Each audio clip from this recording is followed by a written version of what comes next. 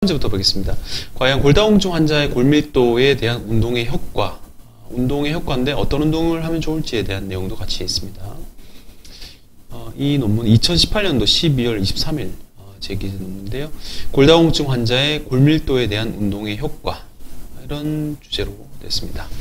그래서 운동이 이제 대부분 뼈가 약하신 분들은 운동을 이제 권유를 많이 하죠. 어떤 운동이 좋은지는 잘 모르고 대부분 걷거나 수영 이런 운동 하시는데, 골다공증 위험을 줄이기 위해서 예방 전략 중 하나로 되는데 이게 과연 뼈에 좋은지 논란이 있죠. 모든 그 유형의 운동 자체가 뼈에 긍정적인 영향을 미치는 건 아니기 때문이죠. 그래서 노인의 연구 결과 보면은 이 운동 자체가 하중, 그러니까 무게 가해지는 골격 부위의 피질골, 바깥에 있는 쌓이는 뼈의 두께와 저항을 커지게 할 수 있긴 한데, 노인의 운동은 그 뼈 자체가 강해지는 것보다는 바깥에 있는 그 막이 이제 커지는 거고, 피질골 소실 감소 및 그다음에 조직 밀도가 증가하는 것으로 보이겠죠. 피질골 말이 좀 어려운데요. 이게 정상뼈고 이게 골반뼈입니다. 골반뼈고 안쪽에 있는 이런 해면골이 스펀지 같은 뼈고요.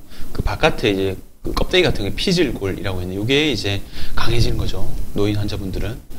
그래서 여러 해 동안 연구를 했는데 골다공증 치료 운동에 두 가지가 효과가 있다. 보시면 충격 활동, 팔다리가 체중을 지탱하는 이제 기타 운동, 그리고 에어로빅 등이 있는데, 뭐 계단을 걷는다든지 조깅한다든지, 그리고 태극권, 춤을 춘다는 것 자체가 이제 충격 및 체중 부하 에어로빅 활동을 말하는 거고요.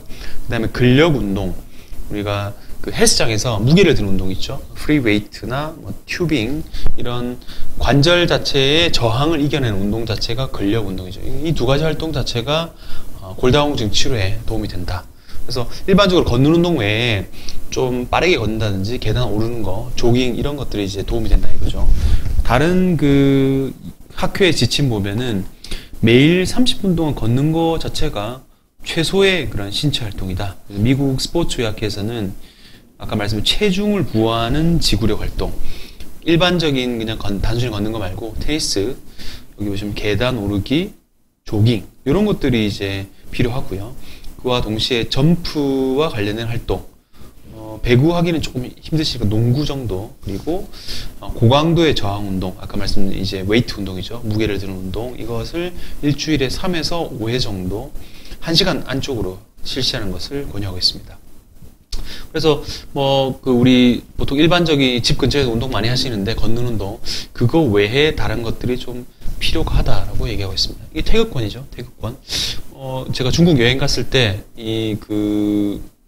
야외에 그냥 일반 공원 같은 데도 여러 사람들이 이렇게 태극권을 하는 걸 쉽게 볼 수 있거든요. 그래서 태극권 중국에서 많이 제공하고 있고, 이제 아침 운동, 물론 걷는 운동 상당히 좋은데 조깅 같은 체중 부하를 좀 하는 그런 지구력 훈련과 웨이트, 이게 무게 들어올리는 운동을 같이 하시면은 골다공증에 긍정적인 영향을 볼 수 있다.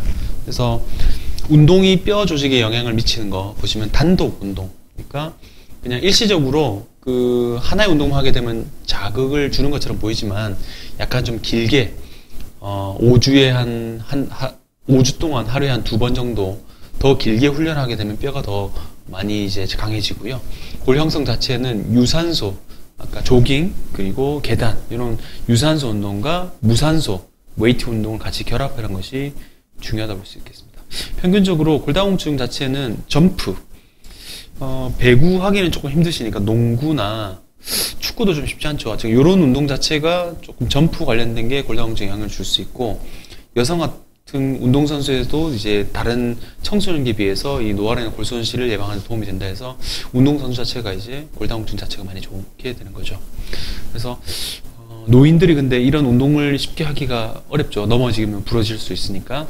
이 중증 골다공증 환자는 그래서 몸통 굽히는 회전 운동을 피하고 적합한 운동을 시행하는 것이 좋을 것 같다라고 얘기하고 있습니다.